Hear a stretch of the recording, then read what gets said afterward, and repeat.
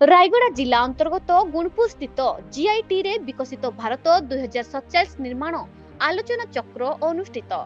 रायगड़ा जिला अंतर्गत गुणपुर स्थित जीआईटी रे विकसित भारत 2047 निर्माण रे उच्च शिक्षार भूमिका आलोचना चक्र अनुष्ठित हो जाइछि। एथिरे मुख्य अतिथि भावे लोकसभा सांसदर जुग्म सचिव श्री तीर्थंकर दास जोगदे छात्र छात्री माने उच्च भावना तथा सुनेली भविष्य देखिबा सह श्रृंखलित जीवन यापन करने को परामर्श देथिले। सम्माननीय अतिथि भावे वरिष्ठ सांबादिक तथा मानवाधिकारी राज्य संपादक और JBM TV editor Shri Anubrata बारा जोग देथिले।